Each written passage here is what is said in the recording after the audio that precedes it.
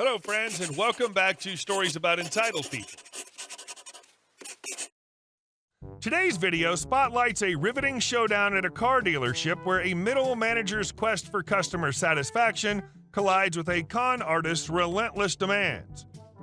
Imagine dealing with a customer who brings an SUV filled with mystery noises, only to uncover a web of lies surrounding the vehicle's shady past. But before we begin, best way to support our channel is to leave comments, like, and subscribe with the turned-on bell so you don't miss the new video every single day. Here we go. The squeaky wheel doesn't always get to keep the grease. I was working as a middle manager in the service department at a new car dealership. I don't want to name names, but it starts with an L and is made by Toyota. My bonus, and to a lesser extent the technicians, were based on good customer reviews. More correctly, lack of negative reviews. We handled plenty of whiny customers with ridiculous complaints. It rattles when I drive over a speed bump near my house above 30 miles per hour. My tires wear out after 3 years and 40,000 miles. And my favorite, which cost me 1 month's bonus, I had to pay for my family's lunch in the restaurant that's inside the waiting area. We had a customer with a small 3-year-old SUV who drove 90 minutes to get to our dealership. We assumed he liked the service department better than his local dealer. Oh, were we wrong. He complained about rattling and squeaking noises in the rear of the car. We verified the noises and the technician performed numerous small repairs per warranty authorization. 2 weeks later, I see a negative review of the service. I call and reschedule for a second attempt. He's right, it still makes some noise. Technician is working for free now since it's a comeback. He invests minimal effort and says it's fixed. I checked and it was still making a few noises, so I instructed him to perform a few more repairs. It seems to work and we deliver the car, fully detailed, to his house 90 minutes away.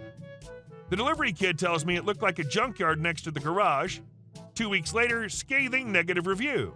Cost technician his monthly bonus in addition to the hours he worked for free. I invited the customer back and he's bad-mouthing us to other customers on the service drive before I can get to him. Again, he's right. The car is making a few noises and the inner rear panel is loose. I'm dumbfounded. I personally checked the car. I apologized profusely and had to listen to his thick Russian accent accusing us of being lazy and incompetent. We give him a free loaner car and assign it to the same tech who loses his mind over this whole thing. I agree to spend time with him to remedy the situation. I have him remove the rear weather strip so we can eliminate that as a culprit. I noticed something odd about the weld on the sheet metal there. Being OCD, I checked the fit of the hatch. Seems just within normal. I measured the opening of the hatch and it's off by a ton. I remeasure the opening and consult the blueprint dimensions of the vehicle. Way off in 2 directions. I check Carfax, vehicle accident/service history documents we use in the USA. Nothing shows up. I call the customer and asked if the car had been damaged. He swears it's just like the day he bought it. I take off the inner trim panels and find evidence of serious damage that was shoddily repaired and noticed a slight wrinkle in the right rear frame rail. I take the car to a chassis shop and have it mounted on a chassis alignment jig, and it's so far from fitting they couldn't believe it drove straight. Document everything and inform customer who claims the car is terrible and we are useless. I contacted the manufacturer who said make him happy, but we're not paying for it. So the dealer has to perform some kind of magic and not get paid. I worked for 2 days with the technician to make new mount holes and tweak and adjust every part in the rear of the vehicle. I also contacted the previous owner who said the car was totaled and sold directly from him to an auction. Upon delivery, I had a nice long talk with the owner and said this was a one-time goodwill gesture. The car was in an accident and we had proof. No further action would be performed. I said we fully expected a glowing review since we paid out of pocket for his damaged vehicle and gave it yet another complimentary detailing. He refused to sign the work order and left in a huff. 2 weeks later, I get another negative review from this guy. I was absolutely furious. Tech was threatening to quit and corporate was all over me about this. After seeing all the evidence, corporate backs off, but I've had enough of him and this bullcrap. I put in my notice and start looking for a job. My last week there, the top manager calls me into a meeting. This Russian guy has booked yet another appointment and is demanding satisfaction. He just says, "You're quitting, we'll pay your bonus regardless of bad reviews. Get rid of this piece of crap once and for all."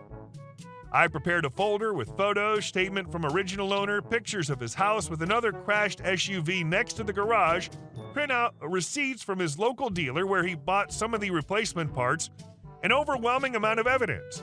I also printed out a bill for the last repairs we performed, as well as a bill for the loaner vehicle. Total was several $1,000s, and since he didn't sign the last work order and have us close it out, it was still a binding document.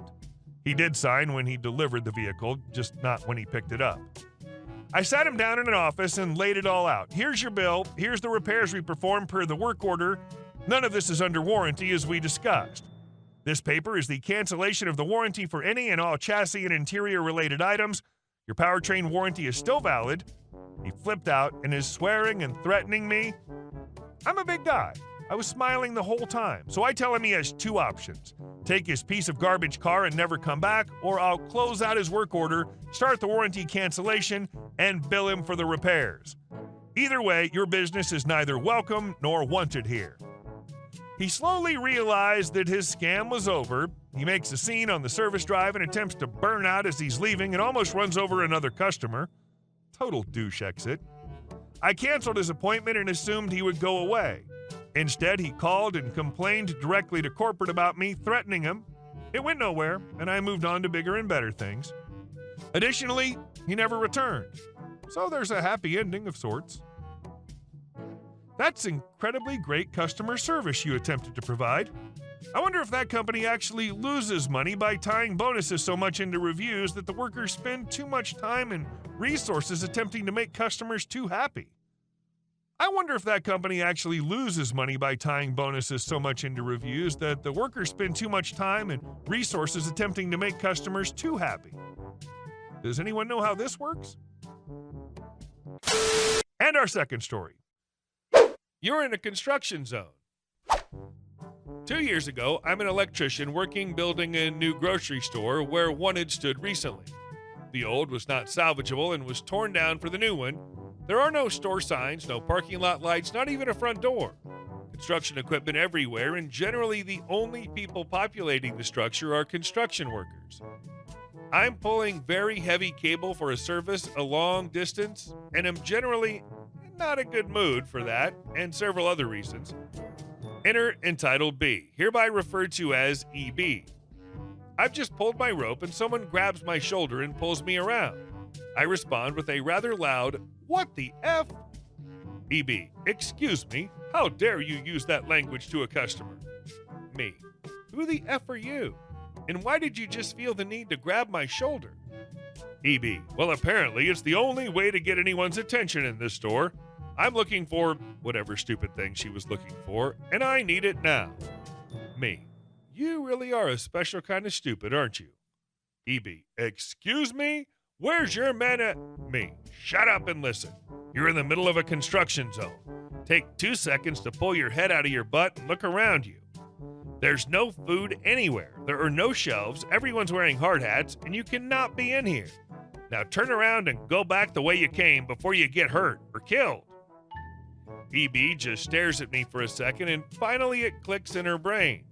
She takes a look around, turns red, and very carefully walks back to the front as if now she's scared she might get hurt. I go back to pulling my cable, and I watch her get to the front door, hoping she doesn't trip over something. At the front, a man, presumably husband, is standing there.